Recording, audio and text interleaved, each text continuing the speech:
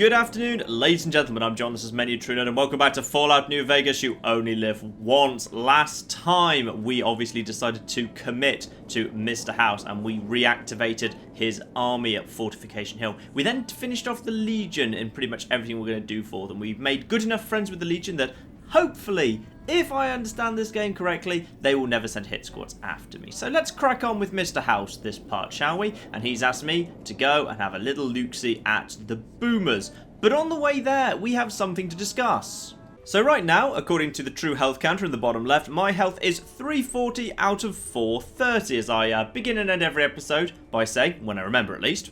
And these last two parts especially, I have had quite a few comments from people saying when I happen to show off my Pip-Boy because I'm looking at equipment, they see the HP counter in the game and they say, John, you're lying, you're deceiving us somehow because you said that you were on 340 HP, but your Pip-Boy clearly says you're at full hit points. Okay, people. I clearly need to revisit the true health counter because a fair few people seem to have kind of either forgotten or missed that this is a thing. So, why is my hit point counter, the little bar in the bottom left, showing full when I'm saying that my hit points are 340 out of 430? This is because of a little quirk in the game, so minor I didn't even know about it when I started this run, and that is that in New Vegas, characters have a very, very low level of baseline health regeneration. It almost basically represents the fact that the human body, even when you don't do anything to it, does very slowly heal itself. In my character, that is 0.66 hit points per in-game hour.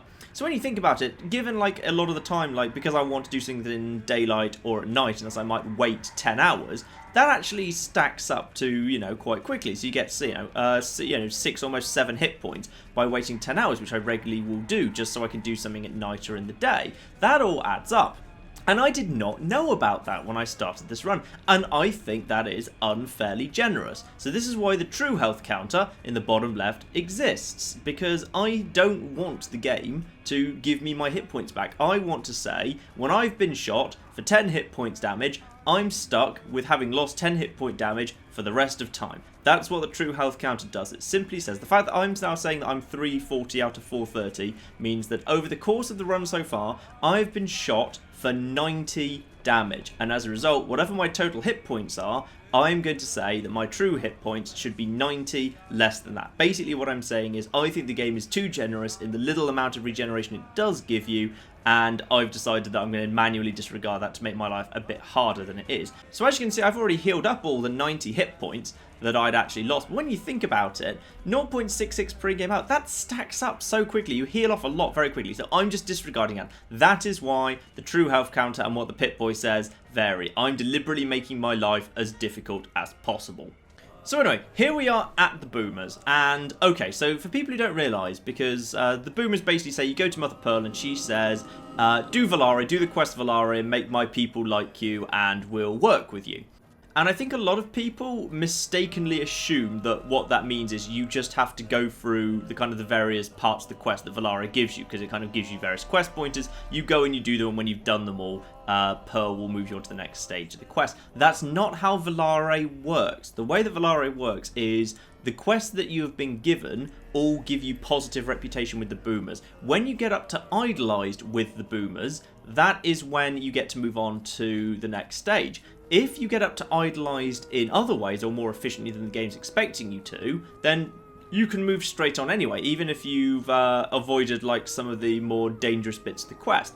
And I'm going to show off my favourite little exploit for this. I mean, it's not a great exploit because it means me actually doing the only really dangerous bit. But I want to show off anyway because it's cool and I've never shown it off before. So Raquel, the Master at Arms, let's speak to her.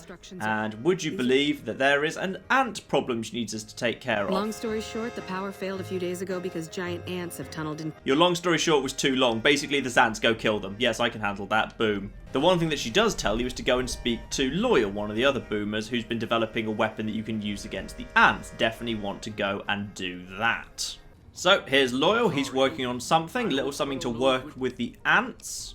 I started building a sonic emitter that might do the trick. And I bet with my science of 50 or speech of 50, I can get hold of it right now. Hot damn, you're right. Why, thank you very much. Good, give me the damn thing. Also worth noting, the hangars, I think it's completely unattended at night. And you will notice that all these crates that are here are armor cases containing good quality combat armor. A value of, I think it's about, what is it? Yeah, yeah, that's quite a low quality one, and that's worth 2,000. Some of them are better than that. So, yeah, there's a better one, 2,300 odd. 2,300 odd. Yeah, I've seen slightly better quality than that before. I think it might be a bit of a random draw as to what quality this armor's in when you come across it. But never mind. It's, yeah, there's a good, if you've got even reasonable barter, there's a good 10,000, caps to be had just from these 5 boxes. So definitely pay attention to those. So that in hand, head over to the array over here. And I'm hoping I might be able to do a single mission for the boomers and actually get idolized by them anyway using this little trick that I'm going to kind of try and show off here. So just do this bit as normal. Head in here. This is the, well, it's kind of, it looks like the front way. I think of it as the back way because it's a passage down to the bottom and it feels like a shortcut to me. Yet it's also the door that's the most obvious, so never mind. Anyway, just head in here and head into the tunnels. Now, if I understand this correctly, the ants in here do not breathe fire, but they do explode if hit with energy weapons. I think energy weapons. The way the boomers phrase it when they tell you about it is flamethrowers and laser pistols, but bullets are fine. So I think it means anything that's classified as a laser weapon, or an energy weapon rather to be precise, is probably what causes the issue. Anyway, 2 dead ants, obviously. That might have been a bit overkill. You do not need to use the anti-materia rifle on some ants, but never mind. You'll notice there's red marks on my compass, but I'm almost certain those are upstairs in these rooms, so I can just remain hidden by heading straight ahead of me. And thanks to the sonic emitter I got from Loyal, I can pretty much skip to the end of this quest by walking over here and get, to my mind, one of the really most odd little kind of VATS kill cams in the entire game. So go up to here, place the sonic emitter on the mount, it just appears there. Activate the sonic emitter and prepare for something a bit odd. There we go, kill cam. And you suddenly get a whole bunch of experience. Weird scuttly noise there, indicating that like things are dying all over the shop. Yeah, it's really, really odd. It's very, very odd. Just activate all of these.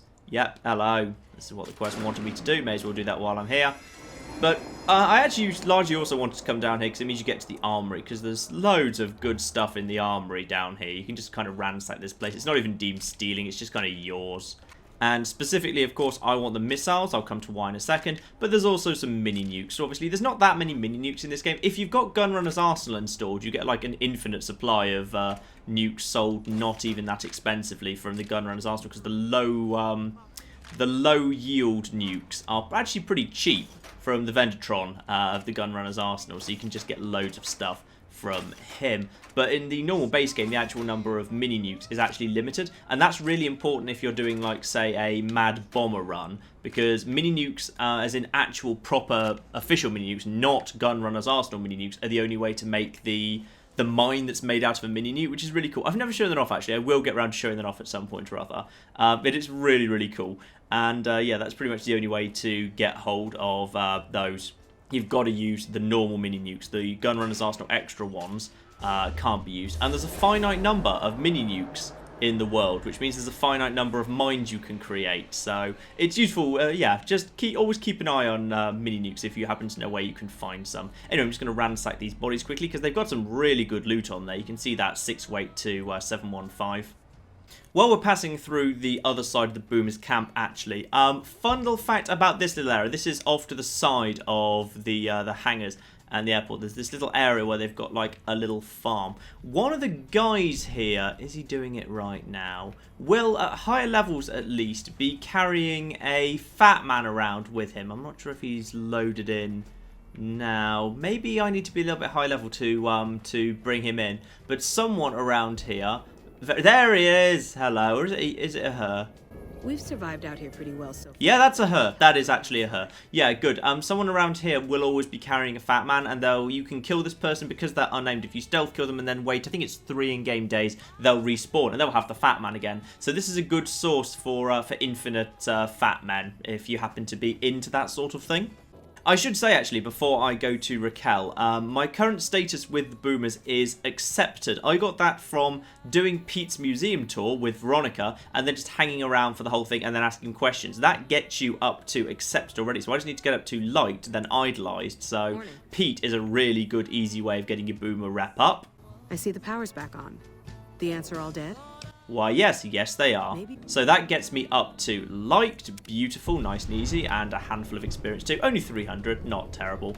But more importantly, now we've done that, you can ask her if there's anything else you can help with. The next time you leave Nellis, keep an eye out for missiles. So just tell her you will do that. Now, you may recall last part I mentioned that the guys who accept tags in the Legion in Cottonwood Cove, they're that faction's version of the person you can trade in items for infinite reputation. Raquel is the Boomer's version of this. So I can now give her missiles and swap them for faction reputation. The reason that all of the factions have these is so it's the game basically giving you a way to get up to idolized, because the game needs to leave you an avenue to get to idolized. So if I, the first time I came to the Boomers, like murdered a bunch of them, so I was quite disliked. When I come here again later and they've calmed down, doing all the quests might not give me enough rep to get up to idolized if I've already messed some of them up by killing quest givers, for example. So the only way I can get up to idolized is by just buying missiles and trading them in. And this means if you want to do it this way, you could theoretically just keep buying missiles from the Vendertron and the Gunrunner's Arsenal and just hand them over to Raquel. So I'm going to see how much I can get from doing this now. So I'm not planning to use missiles,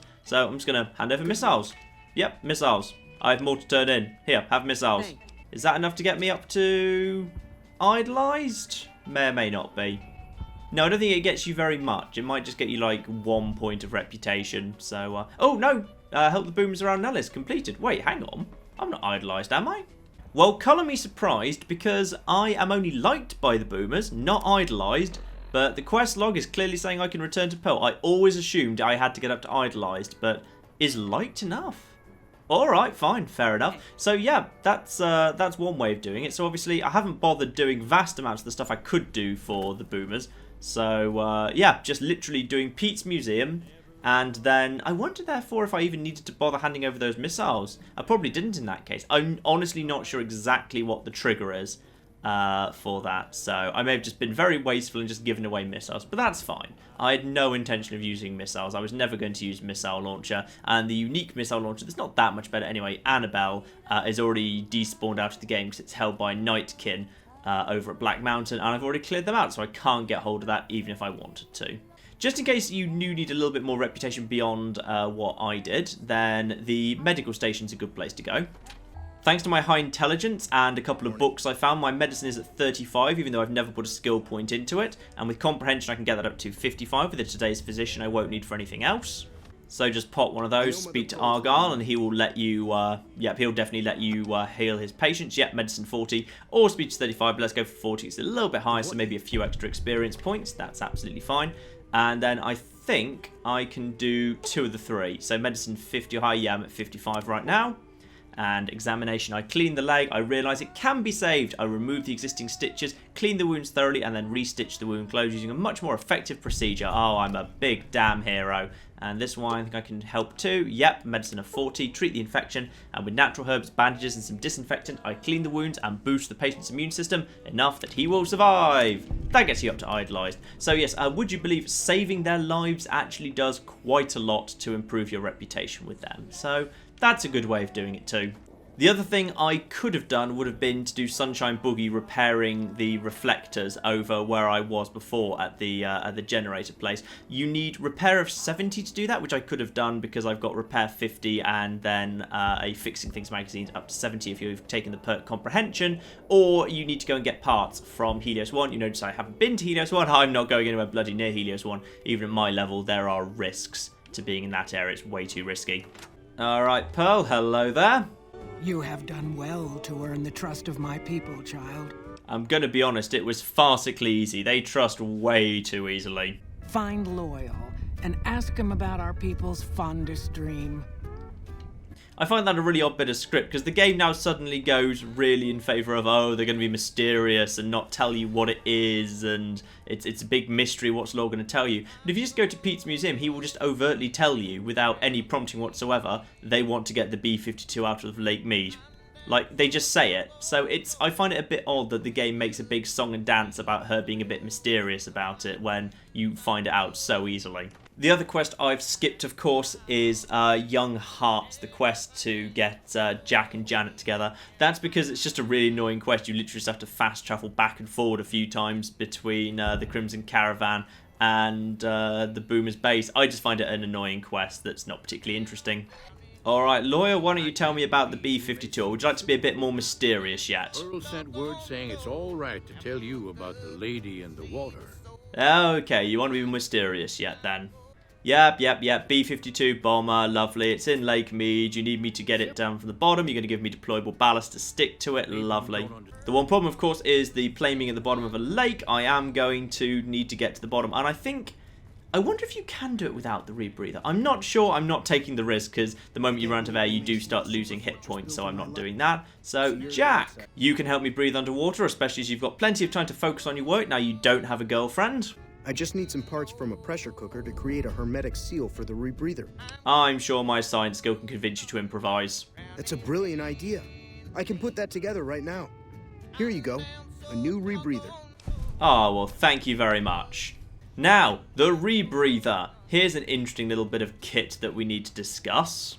Let's slip this bad boy on, shall we? It's just a piece of equipment like any other. Except, of course, for one key difference. You'll notice that the Ranger helmet I'm wearing right now has damage threshold, but the rebreather has damage resistance. This is revisiting something that I mentioned many parts ago. Let's see how that looks. How does that look? Ooh, that actually works, doesn't it? That actually looks quite nice. Yeah, that actually looks like, I look like a proper scuba diver here. Oh, quite like that. Marvellous. Yes, I think we touched many parts ago on the difference between damage threshold and damage resistance. Basically, that almost all armor in this game has damage threshold, which reduces an absolute value of damage off any shot that's coming at you. Meanwhile, damage resistance reduces a percentage of the damage that's being thrown after you. Both exist in this game, but almost nothing in this game gives you damage resistance. A few items do, like, actually, as an example I happen to have on me, you'll notice that the roving trader gear, the hat and the outfit, do actually have, they're marked as having DR. They don't actually give you any, but they are marked as having damage resistance rather than damage threshold. Items that actually give you damage resistance are very rare, however, in this game. There's only a handful of them, and none of them are that good. You really can't get your damage resistance that high. Now, of course, this leads into a bit of an interesting question, which is it ever worth taking off your helmet to put on the rebreather? And, okay, we've got some maths coming up now. I hope you're in the mood for maths, because I'm in the mood for maths. We're going to be doing some maths. So by wearing my power helmet, I could have a damage threshold, an extra 6 points of damage threshold, so 6 hit points. So that's pretty darn high. So if we just run the numbers, for it to be more effective at reducing damage, for me to want 3% damage reduction rather than 6 hit points to be lost, the shot that will be having to be fired at me would have to do over 200 damage. If something that is going to do over 200 damage is fired at me, I'd be better off wearing the rebreather than I would be just wearing a damage threshold 6 power helmet. Now, there are almost no instances in the game where that's ever going to happen, except, of course, there's one extra tweak here, which, again, you may remember I have talked about this before. Damage threshold cannot reduce the maximum amount of damage from a shot below 20% of what the starting damage was. So in other words, if someone fires a shot at me that should do 50 damage, and I have armor that has 50 damage threshold, you'd think, logically, that because it's 50 minus 50, the shot should do 0 or 1. And back in the old Fallouts, that was how it worked. A shot could do effectively nothing. In fact, a shot could do literally nothing, if I recall correctly. But that's not how it works in New Vegas. Instead, it caps at 20%. So in other words, if I've got damage threshold 50 and a shot is fired at me that does 50 damage, then the shot will do 10 damage because 20% of 50 is 10.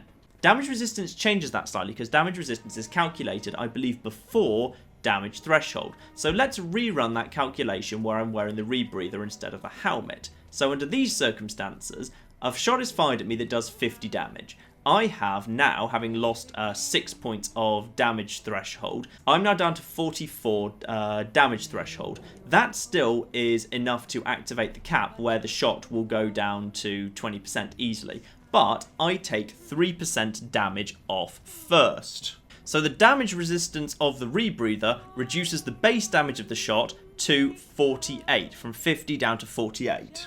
After that, the 20% threshold is applied, and that reduces the damage of the shot down to 9.7. So the original shot, had I not been wearing the rebreather, gets me down to 10 damage, from 50 to 10. With the rebreather instead, it goes down from 50 to 9.7. Effectively, really no different. And honestly, that means I'm not going to bother wearing the rebreather for the advantage. There will be a certain tiny number of instances where the rebreather would actually save me any significant amount of damage. But honestly, you are talking about 1 hit point or so. And even then, in many cases, especially if very powerful things are being thrown at you, the extra little points of damage could actually be worth it. I'd rather have the damage threshold than resistance. It's just a safer option. It's just a safer option. Now, as for getting out to the Lake Mead monster, the B-52 itself, I personally prefer to travel from Camp Gulf. There's multiple ways you can approach it. It doesn't really matter that much. The reason I personally like Camp Gulf is, you'll notice obviously the lake there, the water extends pretty much to the boundary of Camp Gulf itself, so you can get pretty much in the water. Now I've got the rebreather. Generally, a good rule for staying safe is get in the water as early as possible and stay in it. Because there is literally nothing in Fallout New Vegas that can attack you underwater. Not one thing, nothing, ever. In all fairness, I actually find it a little bit disappointing, to be honest, that there's no reason not to swim. You're completely safe underwater. Underwater's actually a bit Spartan. There's nothing there.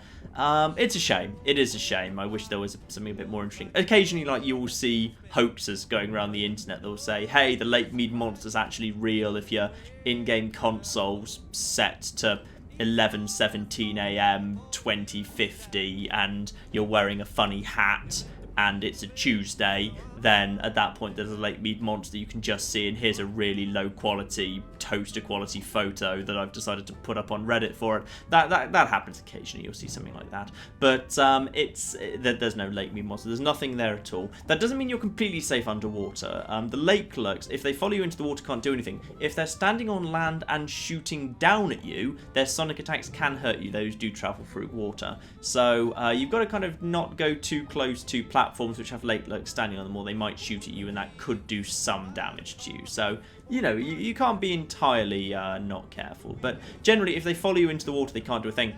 Which is actually kind of funny, because they will swim right up to you and then just float next to you because they've got no attack they can use underwater. I've got footage of that in my New Vegas no-kill run, whichever part I covered the boomers in there. So if you want to see footage of that, go and check out, just search for Fallout New Vegas no-kill, the boomers, and you will find my video where I've got a footage of them just swimming up to me and then doing nothing. I find it quite funny. Anyway, the bomb is around here somewhere. I will rejoin you at it. Here we are. So, sorry if I skipped over Loyal's plan a little bit and you haven't played this game recently. So, obviously, the thing it wants me to do is put ballast, these little ballast packages, under the wings. One under each wing. There we go. And the other one too. And then the game gets really, really sniffy about where I've got to be standing to detonate the ballast packages. The game gives you a very specific point it wants you to stand. It points at this kind of little area over in this direction. Here we are. Now, don't feel too safe over here. Over there in that house, right there, probably in sight in just a second. Yep, you can see there's the little baby murder bugs over there. It's quite frankly a little bit mean the game kind of brings you over here, but the game gets really sniffy. So, if I'm over here, there we are, Loyal's detonator begins to beep. You have to be standing at the exact right point to detonate. I don't know why, the game just decides you do. So, Loyal's detonator, just an item in your inventory. Just detonate. And you can get a little bit closer the moment you press detonate. There is the ship. Head forward a little bit and you'll be far enough away from the murder bugs to fast travel straight back to Loyal. So, inform Loyal you've raised the plane. That's tremendous. I'll transmit instructions to the robots to start packing up the plane to bring it back to Nellis. Rather bafflingly, Loyal's, now that you've raised the plane, Loyal will now send a fleet of robots who will take the plane apart into small pieces, carry it back to the boomer base, and then reconstruct it here in perfect working order. Like, they couldn't do something to raise the plane by themselves, but the moment you've raised the plane, they can send a fleet of robots to deconstruct it, move it, then perfectly reconstruct it. And but they couldn't find any way of raising the plane by themselves. That needed to be done by an outsider. It feels like they've brought in an outside contractor for the easiest bit of the job when they already have vastly superior technology waiting. But never mind, I don't know why the robots couldn't just work underwater. Never mind. Anyway, that done, we can just head on back to Pearl and just tell Pearl what you've done. What you have done for us is a miracle, child. You have fulfilled the only dreams we ever had outside our walls. Now, rather weirdly, at this point, obviously, what you can say to her is, there may be a battle in the near future at Hoover Dam. Can you offer any assistance? Of course, my child. After all that you have done for us, we would love to help you in the upcoming battle. She, of course, doesn't ask whose side should we be supporting, who should we be bombing, when should we be doing the bombing. Do you want to give us a signal when you want us to bomb, or do you want to tell us? No, you just kind of say, would you like to aid at the dam? And she'll say, yep, we'll go bomb someone. Which I guess kind of suits the boomer ethos in many ways, but is also just kind of odd, because the game can't have you say, hey, I need you to bomb the NCR or bomb the Legion or bomb Mr. House's robots, because specifically, you actually have to be able to kind of change your mind later. At this point in the game, you might choose to go down any of the routes. They're all still open to you. So you can ask her to help and she'll agree, even though she doesn't know who to bomb, and you can never go back to actually, and you might choose to never go back to actually tell her who to bomb. But never mind, eh? Don't get blown up. Good advice.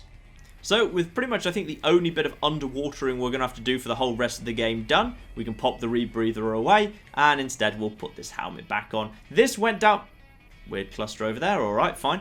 Yeah, this went down very well when I put this to vote. People really quite liked the stealth armor with the Ranger helmet, so I think we'll keep that for the minute. Lovely, lovely, lovely. So, with the boomers wrapped up, let's go and report into Mr. House, just to let him know the, good news. Alright, good news, House. Any progress with the boomers? Loads, in fact. Well done. The boomers' firepower may prove an advantage when the battle for Hoover Dam comes around. Your next assignment won't take you far. It concerns the Omertas and their den of vice, Gomorrah. So we move straight on to the House Always Wins 4, where he's asked us to look for the Omertas, but of course, it's not just that pops up. You'll get 2 other quests popping up. Beware the Wrath of Kaiser and or Caesar, depending on your preference there.